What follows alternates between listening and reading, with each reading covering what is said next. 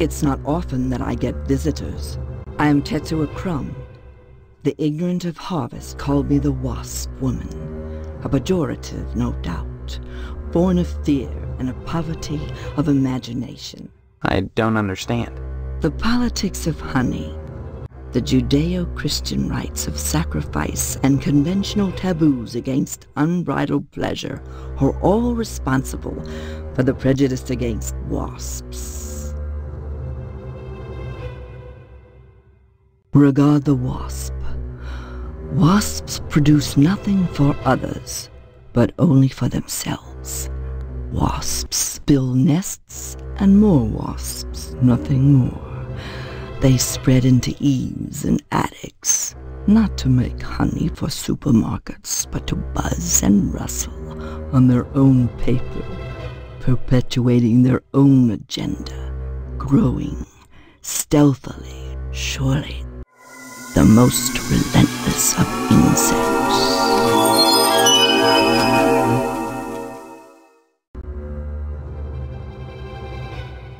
Regard the wasp, the most relentless. The politics of honey are intertwined with the age-old struggle of the aesthetic versus the commercial.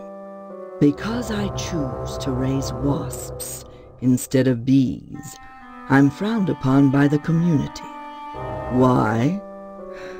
Well, raising bees is acceptable because they produce honey. But sometimes it's not what is produced, so much as what is performed. I don't see any particular use for wasps. Why must everything have a use? Is money always the determining factor? More slender, more aerodynamic than the bee, the wasp is a joy to behold. Beautiful and juicy. Isn't that enough to compensate for the little drawbacks? Well, as you can see, the little darlings do love to sting. Another source of prejudice for the masses, and another reason to love them. Bees are like animals. They sting only for a reason, for sacrifice. They have no conception of individual sensation, of pleasure. When a bee stings, it rips itself apart and dies for its audacity.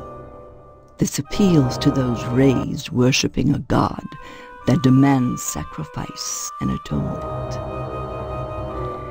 But the wasp is promiscuous. They are not as sympathetic to the masses, because they don't die when they sting.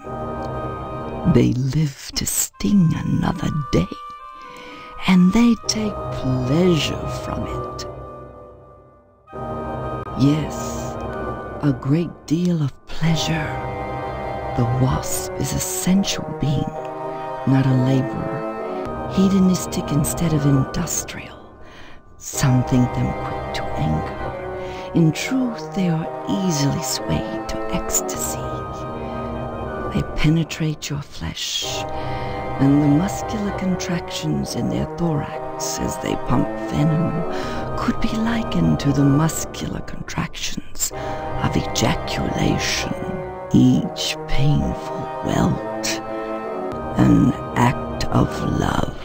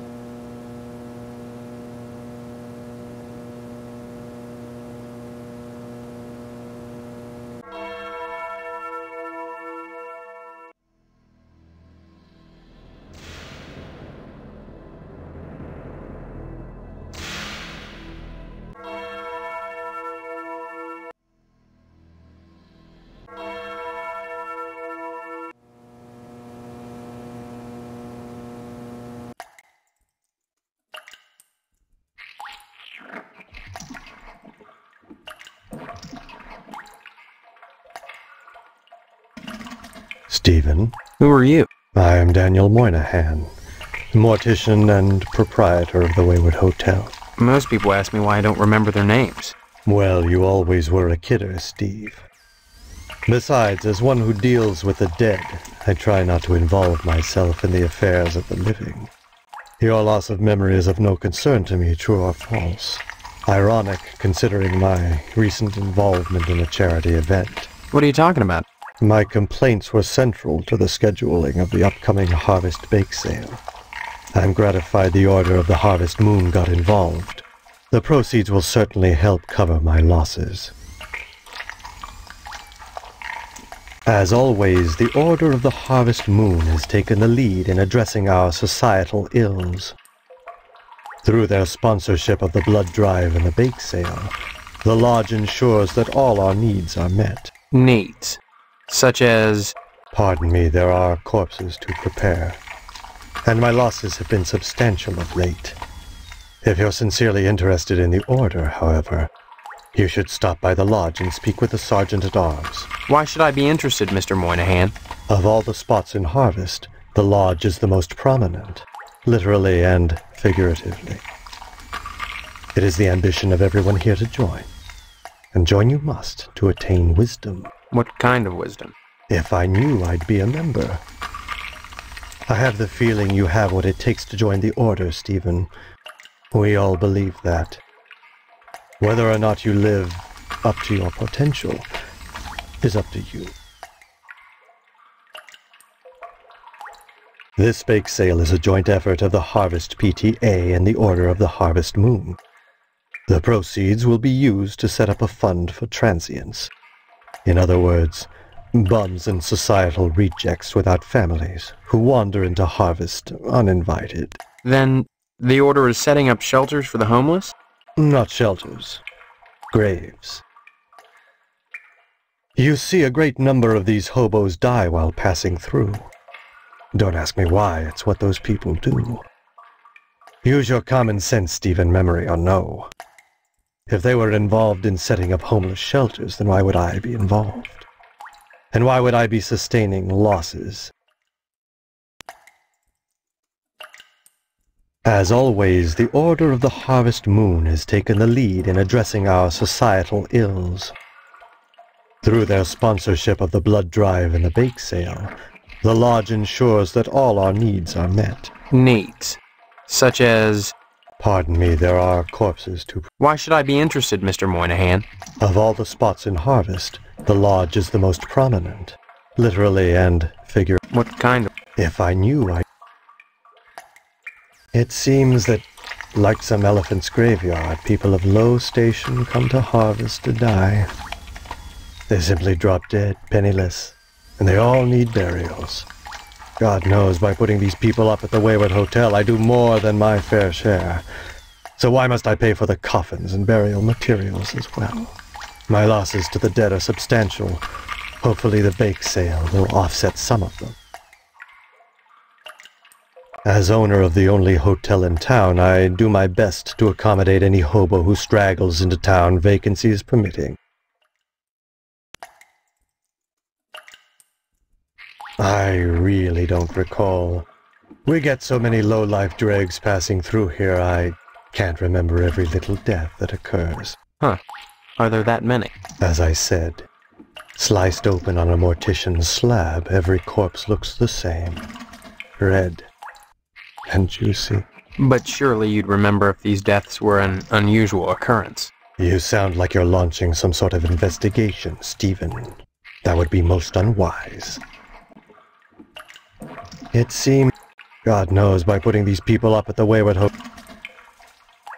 Yes, I prepare them. I use this astro glue to close my autopsy incision rather than sutures. It's much faster, more efficient. Of course, it only holds for a short while, but once they're in the ground, who cares if they split open? They will anyway. The pressure of the gases and the worms pressing outward, rupturing the cavity open. So why bother with fancy needlework? A cold-blooded approach. But what of my losses? Do you realize if it weren't for the efforts of the Order of the Harvest Moon, the bake sale and so forth, Even with the Wayward Hotel, I'd be hard-pressed to stay in business. I'd say it's been a pleasure, but I find the company of the living so wearisome.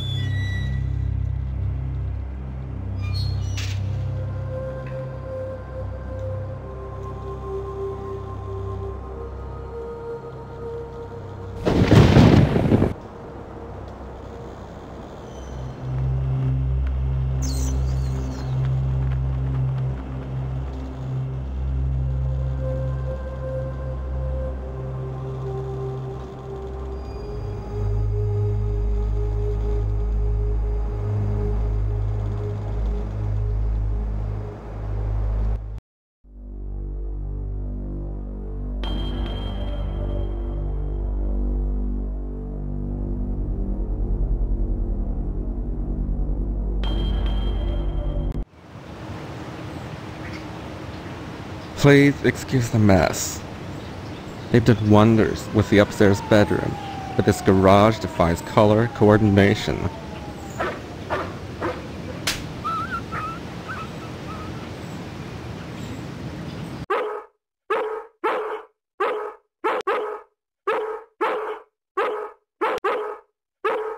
Don't bother me, I'm sketching.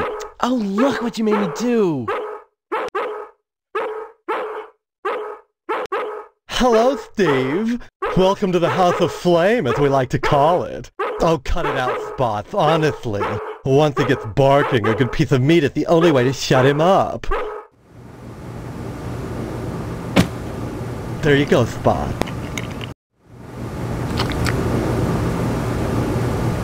So, Steve, bet you don't remember me. Heard about that short in the old wiring. I'm Fire Marshal Sparky, head of your fire department.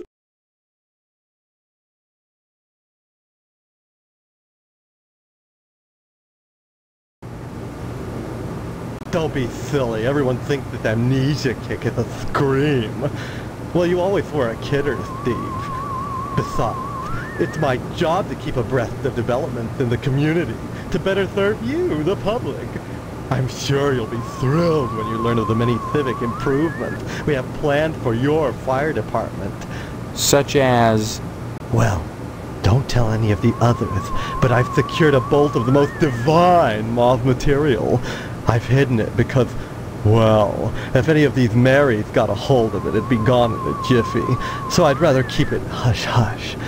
I'm going to make new drapes for the firehouse, and if I have any left, cross your fingers, I'm going to make everyone matching mauve pillow cozies. Those are civic improvements. Don't be such a party pooper, Steve. We're talking about art. Besides, we haven't had a fire in Harvest since the newspaper building burned down. Though I'll admit that the Wasp Woman's place is one big accident waiting to happen. Isn't that right, Spots?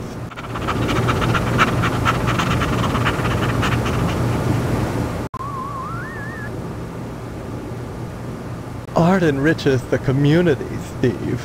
No less than a pulsing fire hose or a fireman beating down a blazing door. So what if we're drawing a nude man? So what if all we ever draw is a nude man, or the same nude man over and over in all sorts of provocative positions? Context, not content. Process, not subject. Don't be so gauche, Steve. It's beneath you. Art enriches... dreadful affair. You wouldn't think that a brick and steel building with a sprinkler system could go up that quickly. Oh, please. Dwayne was glad enough to see the thing go up, and so was McKnight. If you could get into that safe in his wall... Forget it. Look, Steve, as far as I know, the fire was an accident. Let's just leave it at that. Now don't you go moving. Some people think all we do is sit around, sketching fetching examples of manhood for our own amusement. Nothing could be further from the truth. Why, just the other day we cited Ted to a crumb for fire code violations. All the dried-out paper wasp nests clustered around our wooden house. Why, it's a chem log just waiting for the right faggot. Believe me, none of us wants to see another fiasco like the Sentinel fire. Bye-bye. I don't converse on the job, Steve. Can't talk now, Steve. I'm inspired. Bye-bye.